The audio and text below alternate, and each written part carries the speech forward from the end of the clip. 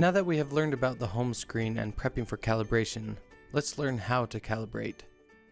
In this video, we will be learning how to calibrate an Illunis camera for focus, white balance, exposure, and LSI.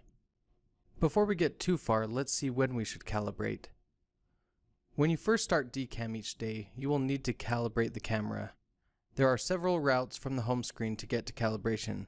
We will be covering one of them in this video. Remember, the software will ask several times if the camera height or lighting conditions have changed, but ultimately it is up to you to know if changes have occurred. You need to calibrate anytime one of the following changes occur: camera height, capture board height, lighting, even if you move the lights or if changes occurred in ambient lighting, or if the record type changes height, like when you go between a book and a single flat sheet. Failing to properly calibrate will likely result in you having to recapture images once they are reviewed at headquarters. You can get to calibration in a few ways. In Configure Imaging Device in the blue section with the image of a wrench, by accessing it from the menu bar by clicking View, Imaging Device, Configure Imaging Device, by opening a new folder, or by continuing to image a folder. The Device Calibration tab in the footer bar will show if the device has been calibrated. Later on, you may still need to calibrate even if this area shows the camera has been calibrated. It is best to be aware of the status of your work environment. If you click on the Configure Imaging Device, you will be brought to this screen. The practice area is where you can practice calibration without keeping data to send to headquarters. This is a good place to get comfortable with the steps of calibration. An actual calibration should be done after you practice. The camera orientation area gives the option of rotating all the images taken by the camera. In this case, we will be setting the Illunis camera to 180 degrees. The Calibrate button is where you actually can calibrate the camera. However, we will be calibrating from the Continue Imaging folder from the home screen because calibration from here doesn't cover LSI other than in the practice area, but the same steps will be followed in the practice area. When we click on the Continuing Imaging folder, the calibration screen will come up. If only a black image is shown, the lens cap is probably still on. Remove it before proceeding. The first thing you should do is set your largest document down on the capture board, making sure it resides in the frame with some black border. Adjust the camera focus and height till you can see the whole document in the frame. Make sure it is filling as much of the frame as possible. You may have to turn the document so it will best fit in the frame. During this process, make sure the camera is no closer than 22 to 24 inches above the capture table. This is approximate, and the purpose is to ensure the camera isn't too close and subsequently unable to focus properly. Now, remove the document and place the focusing target on the capture board. You will have to manually focus the lens. When you are ready, click Start or Reset, and then proceed to adjust the focus till the camera is in focus. There are a few indicators to let you know if the camera is in focus. The first is the moire patterns that appear on the screen. A moire pattern, or moire lines, is a group of lines which seem to appear on the screen but isn't actually on the focusing target. Generally, the more moire patterns you see, the more in focus the camera will be. Here we can see moire patterns appearing vertically and horizontally on the focusing target. Though, if we zoom in quite close, we can see that they are no longer there. This will depend on the screen you are using. You may also begin to see moire patterns appearing at angles through the focusing target. The second indicator is the focus score. As you manually focus the lens of the Illunis camera, you will see a number in the focus score box, and it will be colored any combination of red and green. You will want as much of the green showing as possible, which will include a higher number. You don't have to have the entire box green. Thirdly, zoom to 2300% to see how well the lines on the focus target show up. You can always click Start or Reset to start over. Once you have the focus set, click the Next button. For white balance, you will need the large white foam core board. You will place the board where it will show up when a photo is taken. It needs to take up the entire area captured by the camera. If there are spots on the board, they will need to be removed. Sometimes lightly sanding the board will be required. To avoid spots, keep the board in a clean place where it won't get marked or gather dust. The left side of the screen will tell you if something isn't right.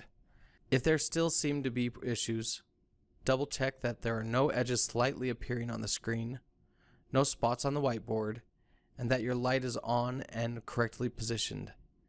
If the lighting is placed correctly, you should see an even green color in the capture area of the computer screen when the whiteboard is placed. Once the message in the left area says "Whiteboard good" with a green circle with a check mark in it, you can proceed to the exposure step of calibration by clicking Next. Exposure can be completed either manually or automatically. We will show how both of these are done. First, place the grayscale card in the up and down position or parallel to the lights. The card you are using should be shown in the top of the left side bar. If the exact card is not displayed, click Choose a different card and select the card you are using. Calibrating exposure, or grayscale, is to ensure the images aren't underexposed or overexposed, thus reducing clipping. Once the grayscale card is in position, click the Start button. The camera will take several images, so make sure not to move the grayscale card till the application instructs you to do so. You should see red boxes appear on the screen around the A, M, and B boxes on the grayscale card. If you are working with documents that are exceedingly white, you will need to select the Use Bright White Sampler checkbox on the left-hand side of the screen and place one of the bright white documents on the capture board to select the white. If needed, the grayscale points can be chosen manually by selecting Manually Locate Grayscale Patches. 3 boxes will appear with a red circle on each.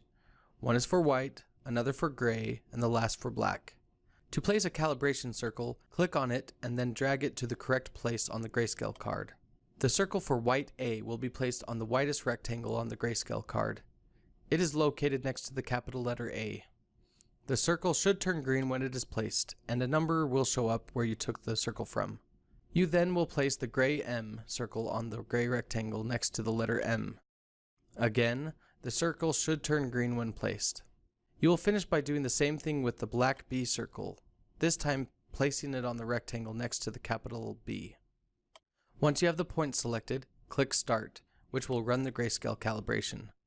After you have done the calibration, whether the automatic or manual version, it is good to make sure the white point A isn't higher than 243, the gray point M is between 104 and 108, and the black point B isn't lower than 23.